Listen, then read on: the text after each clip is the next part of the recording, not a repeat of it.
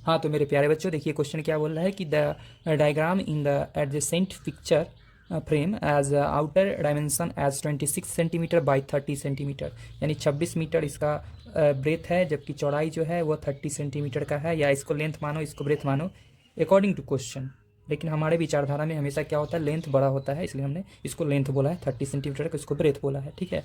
And the inner dimension, inner मतलब अंदर का जो डायमेंशन है वो एक 22 सेंटीमीटर का है, दूसरा 18 सेंटीमीटर का है, ठीक है। आगे बोला कि find the area of each section, each section मतलब प्रत्येक टुकड़े का एरिया निकालना है। चलिए इसको अगर हम इससे ज्वाइन करा दे और इसको इससे ज्वाइन करा दे और इसको इससे ज्वाइन करा दे तो आप देख पाओगे ये चार रेक्टेंगुलर शेप में कन्वर्ट हो गया। इसे मान लेते फर्स्ट शेप है, ठीक है।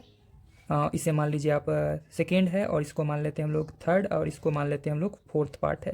तो इस प्रकार हमने देखा कि चार अलग अलग टुकड़े में बट गए हैं और सभी टुकड़े का क्या निकालना है, एरिया निकालना है हमें, ठीक है। थोड़ा सा यहाँ पर बुद्धि का इस्तेमाल करते हैं तो सभी का देख पा रहे हैं 1 2 3 एंड 4 सभी का सभी रेक्टेंगल का जो ब्रेथ है वो इक्वल होगा यहाँ पे। तो हम क्या बोल सकते हैं कि ब्रेथ ऑफ रेक्टेंगुलर शेप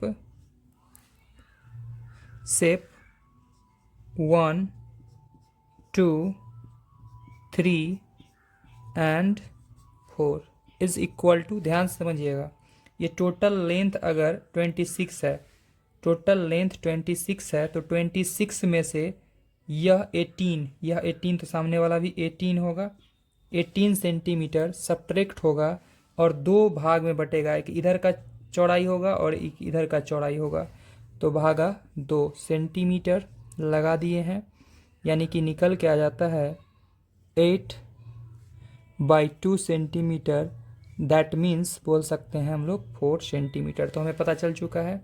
अब हम निकालेंगे रेक्टेंगल 1 का area. Rectangle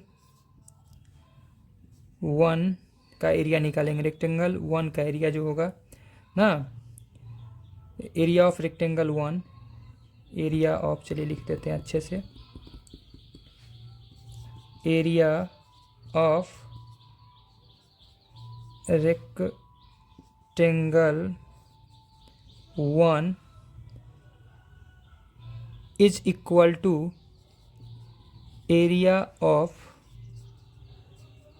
rectangle, opposite side का कौन है, थर्ड, वह किसके इक्वल होगा, लेंथ इंटू ब्रेथ। तो लेंथ देखिएगा, इसका लेंथ यहाँ से यहाँ तक कितना हो जाएगा 30, और ब्रेथ क्या आया था हमारा 4, और सेंटीमीटर इंटू सेंटीमीटर स्क्वायर यानी 120 सेंटीमीटर स्क्वायर निकल गया। दूसरा, अब आते हैं हम लोग बोलते हैं area of rectangle second is equal to area of rectangle, opposite में क्या है fourth, is equal to length into breadth. तो लेंथ कितना आएगा 26, जबकि ब्रेथ कितना आएगा 4, और centimetre into centimetre, centimetre square, ठीक है। ये दोनों को करते हैं हम लोग मल्टीप्लाई,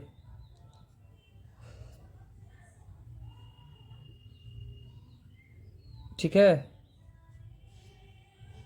मेरे प्यारे बच्चों, यहाँ पर हमने मिस्टेक किया है, देखिए क्या क्या मिस्टेक हुआ हमसे।